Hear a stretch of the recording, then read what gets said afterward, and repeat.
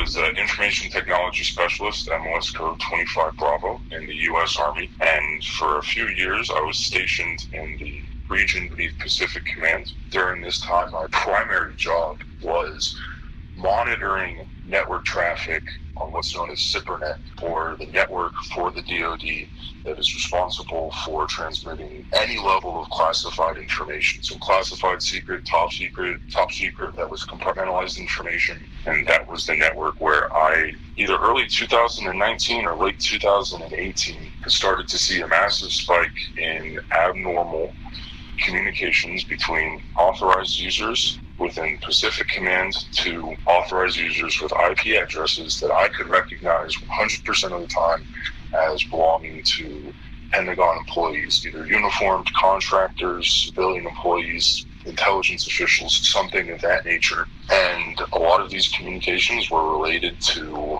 picking up underage Nonetheless, prostitutes. the decision ultimately was made to hand over the records to a responsible media outlet, in this case ABC News in New York, without compensation and/or promises or guarantees of any sort. Even though ABC News is under no obligation whatsoever to me, I do expect their reporting to help identify potential witnesses for my defense. For me, this is an absolute necessity, since the government has placed me in the untenable position whereby I do not have sufficient monies to undertake this extraordinarily expensive task. Consequently, I would ask the press and the media to put aside the titillation of the who's who's list, at least in part, and instead investigate the disturbing genesis, the confounding evolution, and the equally alarming continuation of this matter. I believe there is something very, very rotten at the core of my circumstance, and without money to hire my own investigators, I must rely upon your acumen and talent here in the press and the media to uncover the truth. I've had the story for 3 years. I've had this interview with Virginia Roberts. We would not put it on the air. First of all, I was told, who's Jeffrey Epstein? No one knows who that is. This is a stupid story. Then the palace found out that we had her whole allegations about Prince Andrew and threatened us a million different ways. We were so afraid we wouldn't be able to interview Kate and Will that also quashed the story. And then Alan Dershowitz was also implicated in it because of the planes. She told me everything. She had pictures. She had everything. She was in hiding for 12 years. We convinced her to come out. We convinced her to talk to us. It was unbelievable what we had. Clinton, we had everything. I tried for 3 years to get it on, to no avail, and now it's all coming out, and it's like these new revelations, and I freaking had all of it.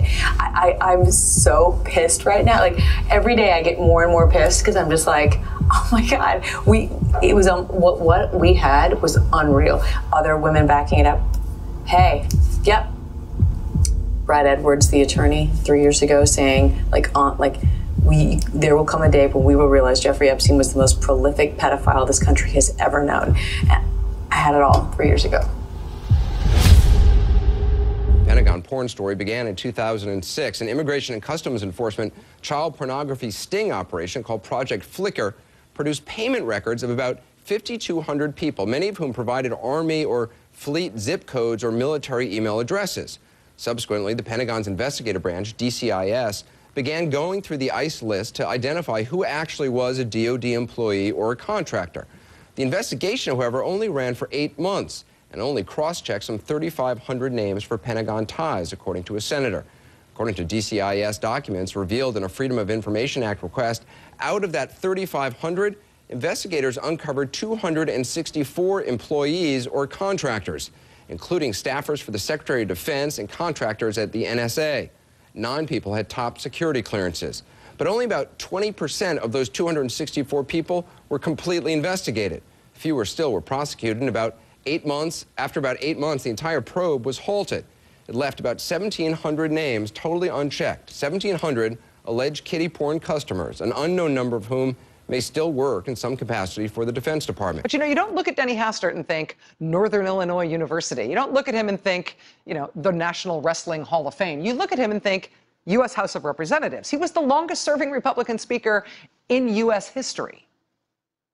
But so far as the U.S. House of Representatives is concerned, they, as an institution, have done nothing to distance themselves from Denny Hastert, other than taking down his picture. Literally, they took his portrait down in the hall, and that's it.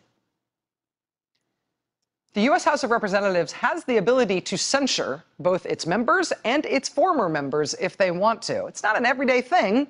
Last time a former House member was censured was in the 19th century. It doesn't happen often. But then neither does Denny Hastert. He's the highest-ranking American elected official to have ever been sentenced to prison. He's the only high-ranking American official to have been sentenced to prison after admitting in open court to being a serial child molester. This Denny Hastert thing is not a run-of-the-mill former member of Congress gone bad thing. He was the longest-serving ever Republican Speaker of the House, and it was not that long ago that he was Speaker. But since he has been convicted and sentenced to prison and given a report date, even as all these other institutions in the country have taken steps to disassociate themselves from him and make clear where they stand in relation to Denny Hastert, Congress, the House of Representatives, has said beep, nothing, no reprimand, no censure. Are they really just going to let this go? Were Deutsche Bank and J.P. Morgan bigwigs complicit in Jeffrey Epstein's abuse of young women? The attorney for Epstein's accusers make that claim in new legal filings. I'm Anjanette Levy, and welcome to Law and Crime's Sidebar podcast.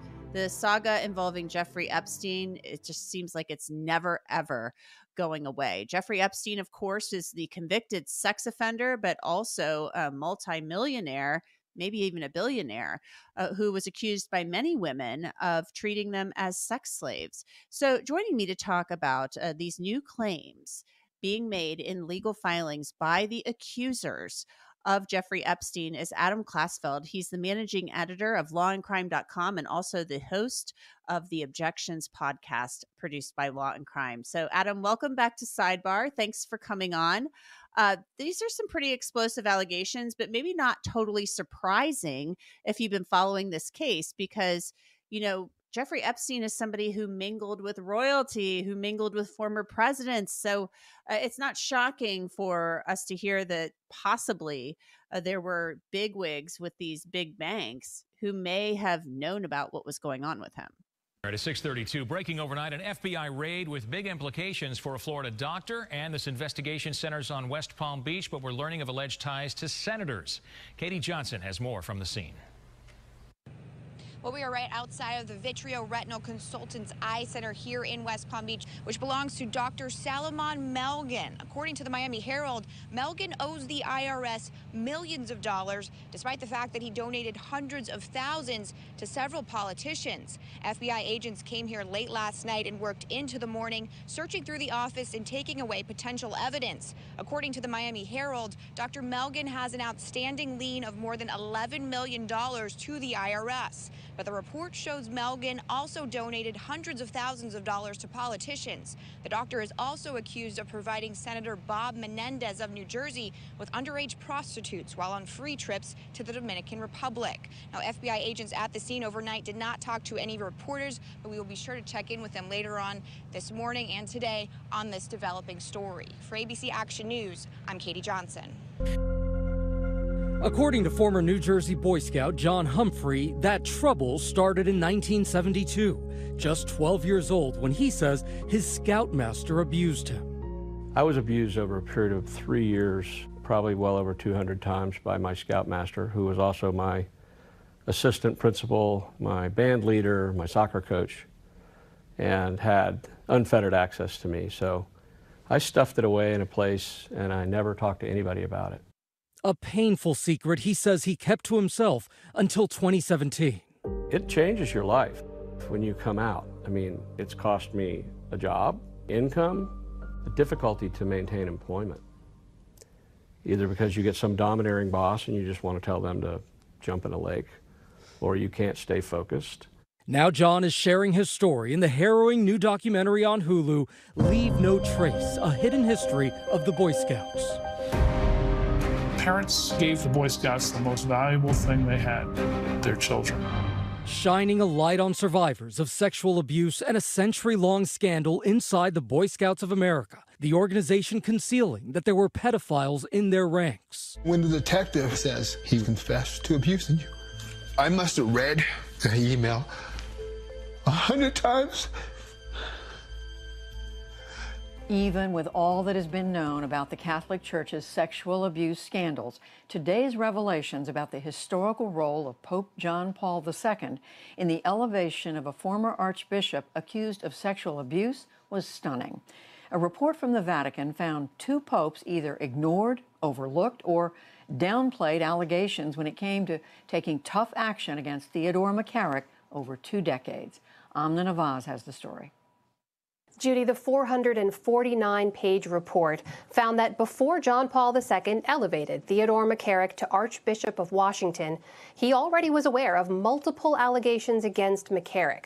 That included reports of sexual misconduct with another priest, sharing beds with seminarians, and anonymous letters accusing him of pedophilia with his nephews.